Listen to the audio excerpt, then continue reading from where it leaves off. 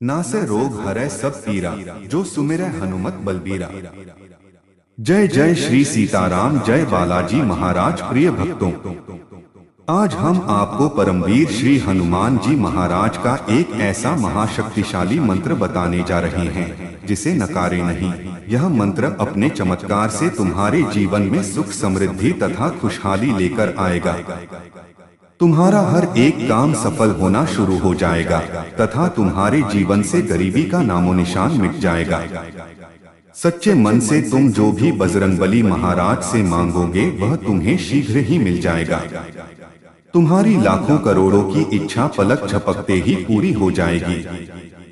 प्रिय भक्तों, अगर आज तुम इस चमत्कारी हनुमान दिव्य मंत्र को सिर्फ 51 बार सुनोगे या सिर्फ मोबाइल में चलाकर छोड़ दोगे तो भक्तों ये तुम्हें एक ऐसा महाधनी व्यक्ति बना देगा कि पड़ोसी भी देखकर हैरान रह जाएंगे। प्रिय भक्तों, तुम्हें जितने भी धन की आवश्यकता होगी उससे 4 गुना अधिक धन अचानक प्राप्त हो जाएगा। बस थोड़ा सब्र रखो और प्रभु श्री हनुमान जी महाराज को ध्यान में रखकर मोबाइल में चलाकर श्रवण करो, फिर देखो तुम्हारे जीवन में किस प्रकार से चमत्कार होता है। प्यारे भक्तों, तो आइए जानते हैं संकट मोचन श्री हनुमान जी महाराज का वह दिव्य मंत्र। उससे पहले निवेदन है कि हनुमान स्वामी चैनल को सब्सक्राइब करें और वीडियो को लाइक करके कमेंट में जय बजरंगबली अवश्य लिखें। ओम पवन नंदनाय रामदूताय त्र्यंबकं पंचमुखाय श्री महावीराय धनम प्रदाय च नमोस्तुते। ओम पवन नंदनाय रामदूताय त्र्यंबकं पंचमुखाय श्री महावीराय धनम प्रदाय च नमोस्तुते। ओम पवन नंदनाय रामदूताय त्र्यंबकं पंचमुखाय श्री महावीराय धनम प्रदाय च नमोस्तुते। ओम पवन नंदनाय रामदूताय त्र्यंबकं पंचमुखाय श्री महावीराय धनम प्रदाय च नमोस्तुते। ओम पवन नंदनाय रामदूताय त्र्यंबकं पंचमुखाय श्री महावीराय धनम प्रदाय च नमोस्तुते। ओम पवन नंदनाय रामदूताय त्र्यंबकं पंचमुखाय श्री महावीराय धनम प्रदाय च नमोस्तुते। ओम पवन नंदनाय रामदूताय त्र्यंबकं पंचमुखाय श्री महावीराय धनम प्रदाय च नमोस्तुते। ओम पवन नंदनाय रामदूताय त्र्यंबकं पंचमुखाय श्री महावीराय धनम प्रदाय च नमोस्तुते। ओम पवन नंदनाय रामदूताय त्र्यंबकं पंचमुखाय श्री महावीराय धनम प्रदाय च नमोस्तुते। ओम पवन नंदनाय रामदूताय त्र्यंबकं पंचमुखाय श्री महावीराय धनम प्रदाय च नमोस्तुते। ओम पवन नंदनाय रामदूताय त्र्यंबकं पंचमुखाय श्री महावीराय धनम प्रदाय च नमोस्तुते।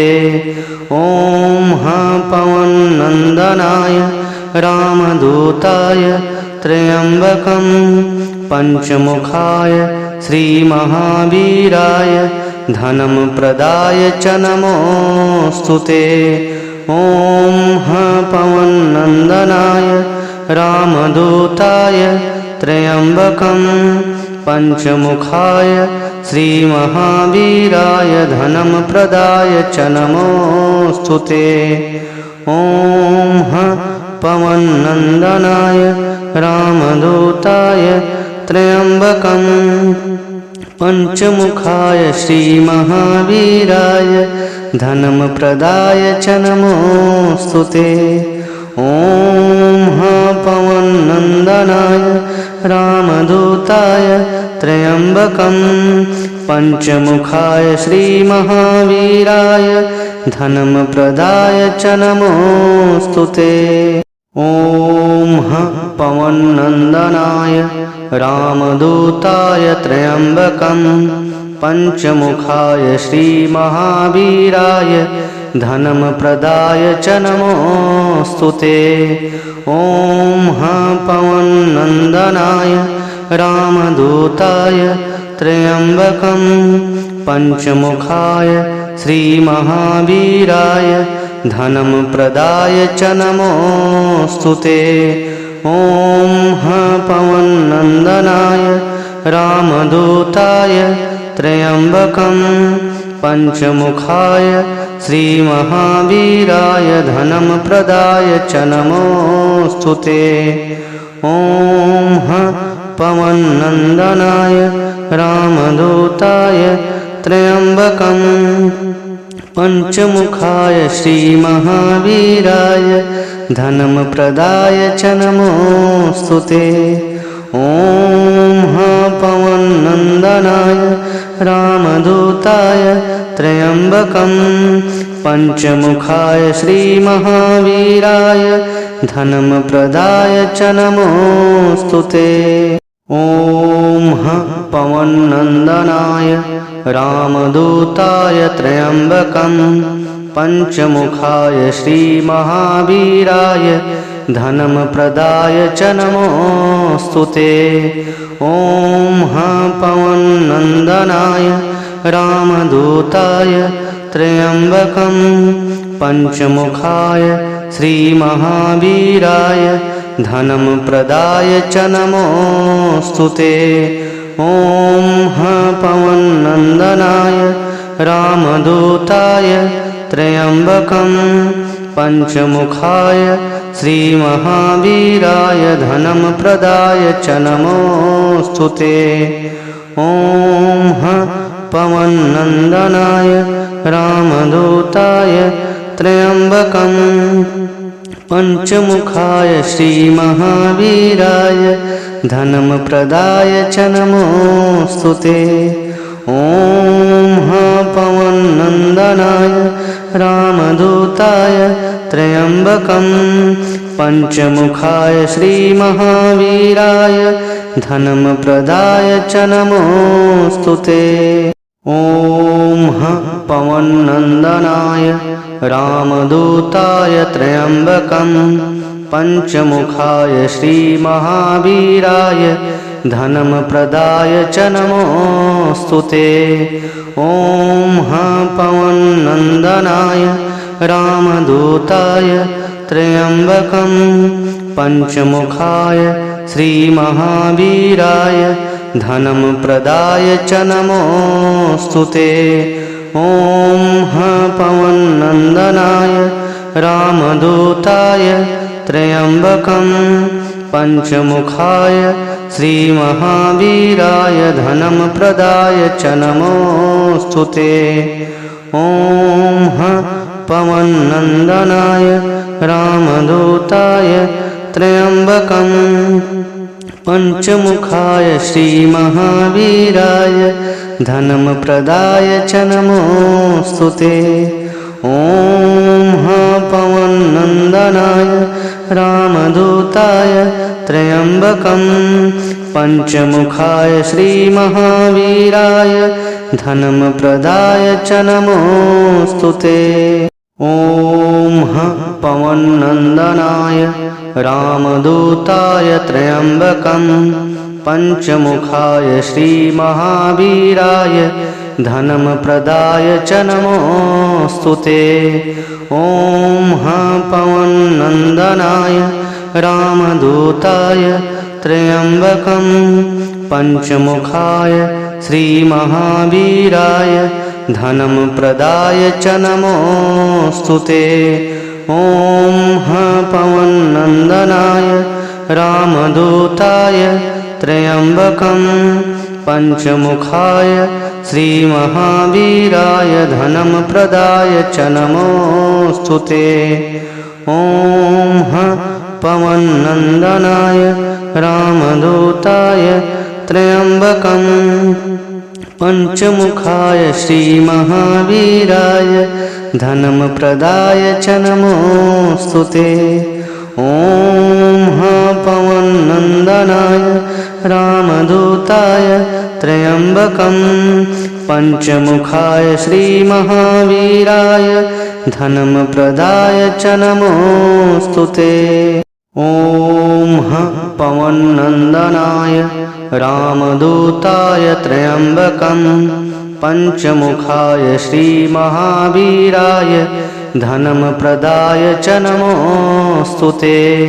ॐ पवननन्दनाय रामदूताय त्र्यम्बकं पञ्चमुखाय श्रीमहावीराय धनं प्रदाय च नमोऽस्तु ते।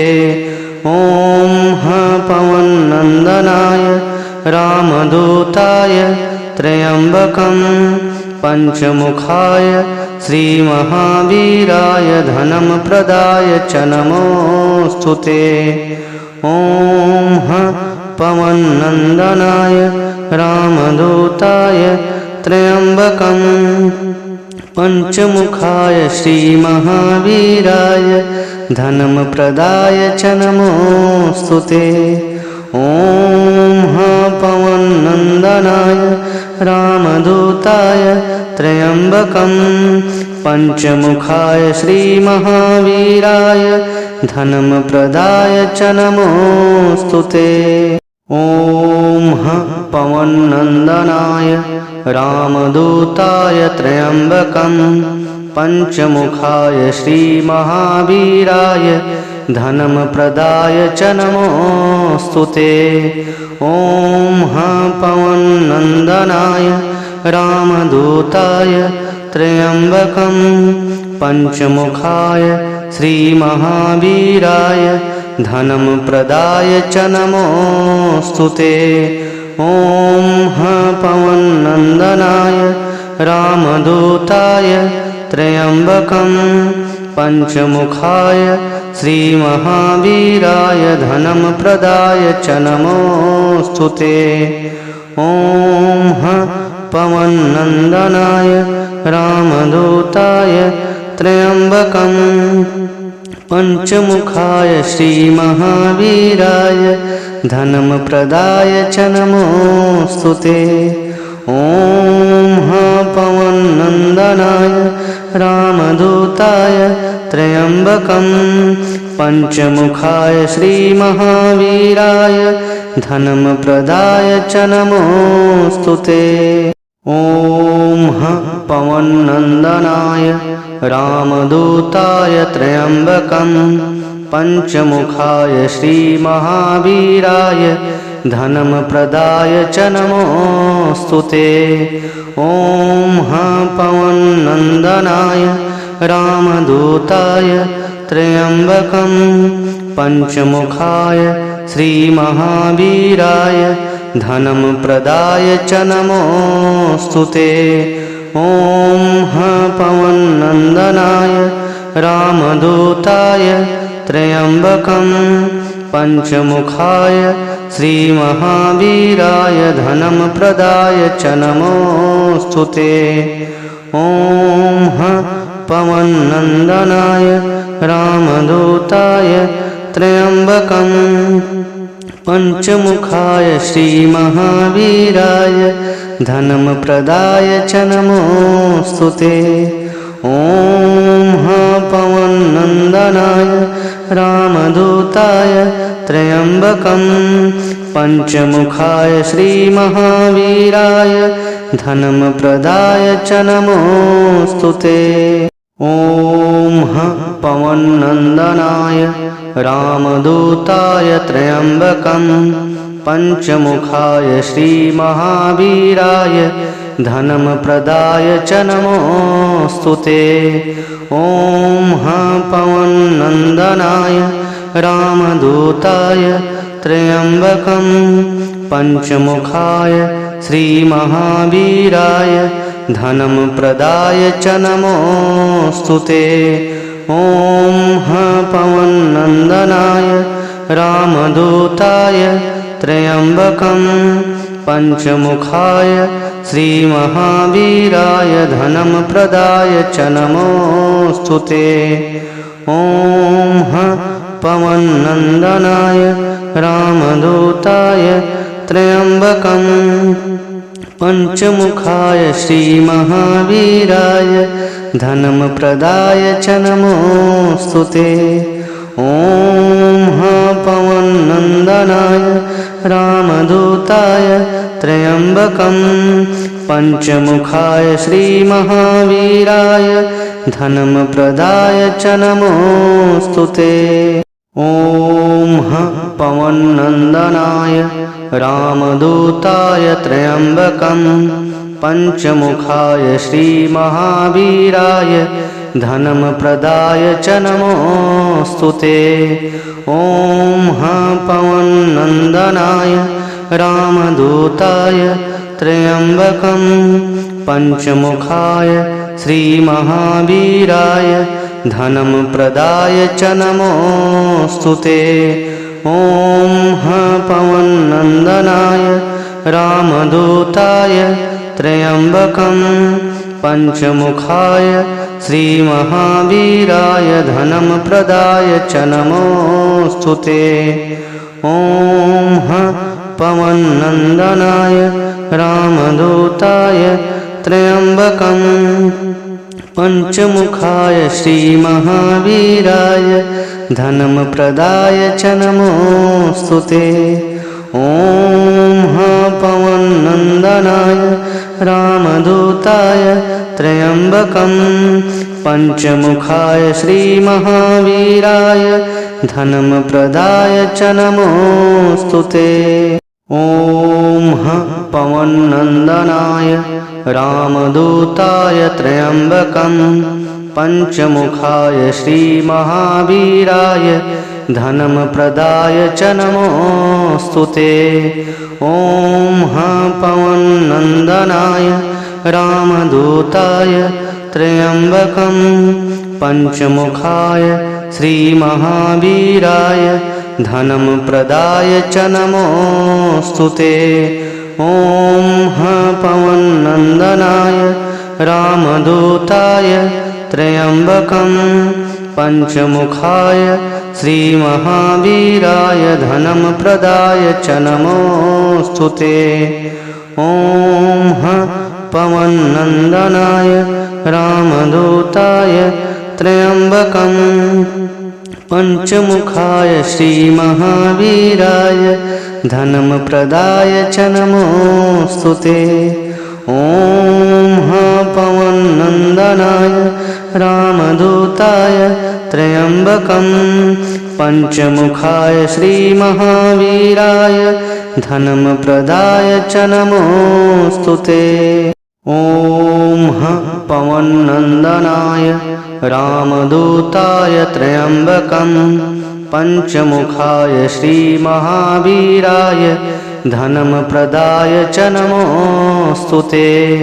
ॐ पवननन्दनाय रामदूताय त्र्यम्बकं पञ्चमुखाय श्रीमहावीराय धनं प्रदाय च नमोऽस्तु ते।